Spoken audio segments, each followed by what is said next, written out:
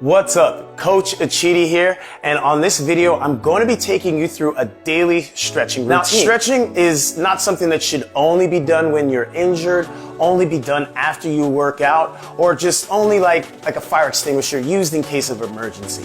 Stretching should become something that is a daily practice for you, and in all seriousness, just a few minutes a day will add up to a lot of benefits when it comes to your overall health and wellness. And I'm not even just talking about how your muscles stretch or how you'll be able to exercise or anything better, but it also helps with your mental focus. Stretching is meditative in a way because you're feeling your muscles lengthen. And as your muscles lengthen, it causes a response in your nervous system, which can help relax you. So stretching does help focus your mind and help take the stress away. Part of that is achieved through how you breathe. Most of us probably breathe up into our chest, which is incorrect. That actually raises your stress levels and makes it harder to stretch. Or holding a breath while stretching. It does the same thing. Both of those raise your pressure and cause more stress.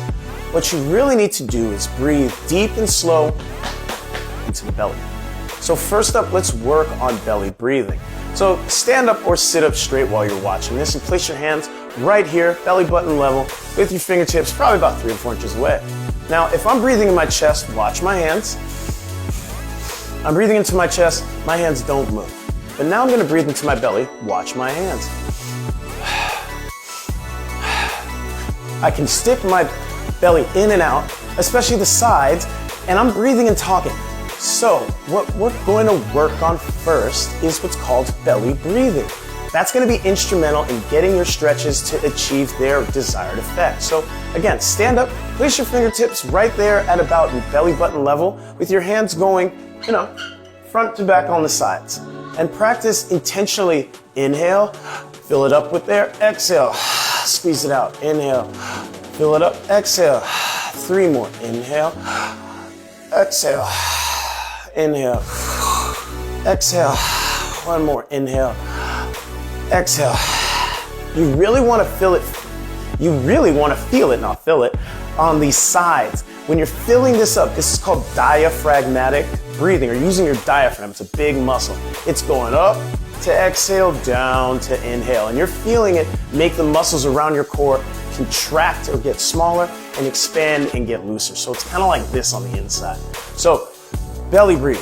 We want to belly breathe while we're stretching so that the stretches take effect. When it comes to stretching, you can either use a timer, so have a timer available, or if you don't have one, what I like to do is I count 5.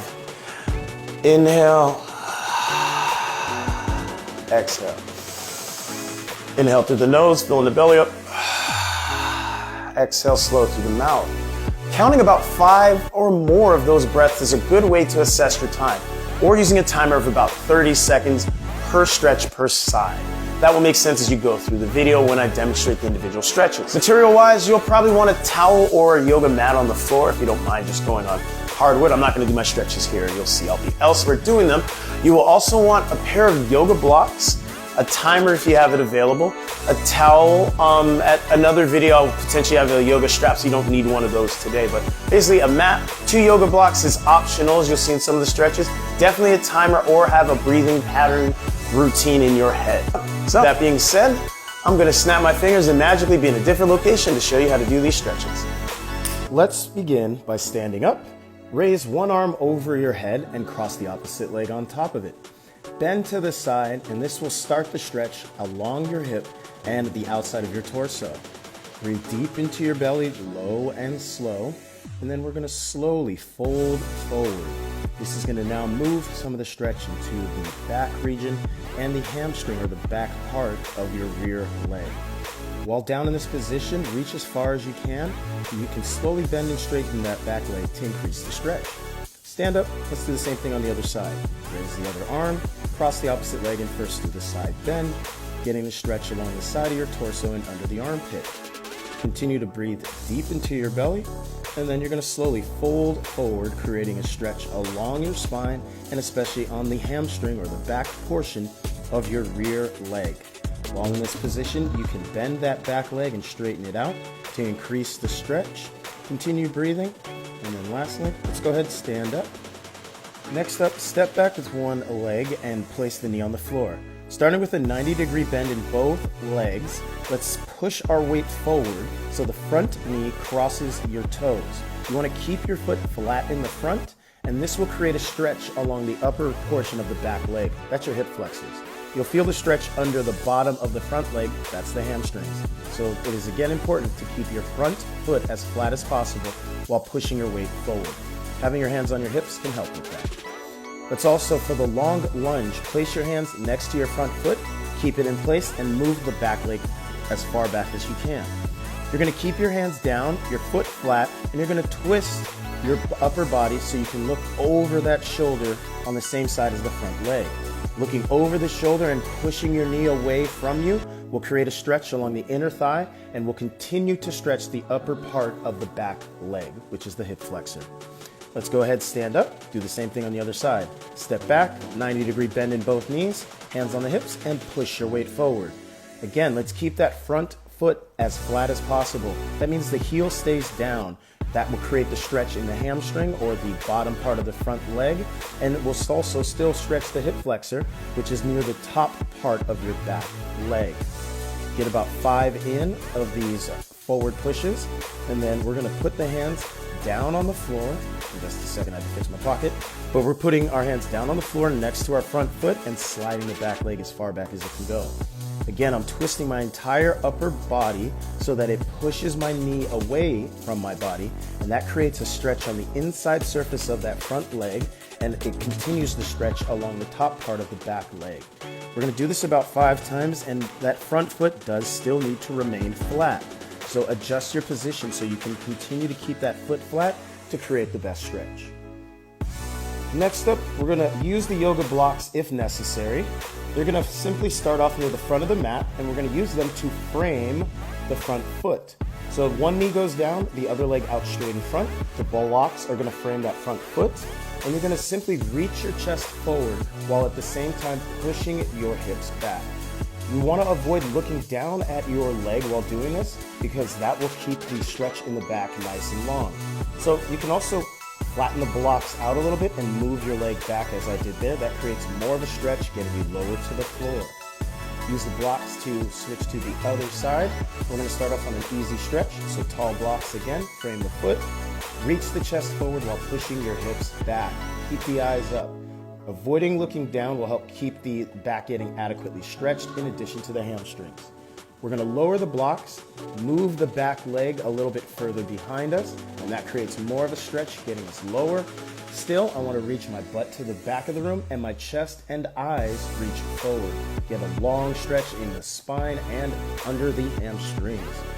Keep breathing into your belly as well on all of these stretches. That will allow the muscles to gradually relax and you feel the release. Let's stay on the floor for the next one and use the blocks on their side. Keep your hands on the blocks, walk your body as far back as you can, and make your arms straight. Push your chest to the floor and hold that position, reaching your butt back and pressing your chest to the floor. We're going to be stretching both of our lats pretty evenly right here, and we're going to add some rotation in just a second to get each side independently. So you can use the blocks or put them off to the side and push one side towards the floor. So this is my right side going towards the floor. The left side comes up. I'm also looking under that left armpit. I'm going to relax for a second as I get ready to switch back in child's pose, but this time press the left side down and raise the right side up. Let's also look under that right armpit. Continue to breathe into your belly as always with each and every stretch. We're going to finish up still starting off on the mat.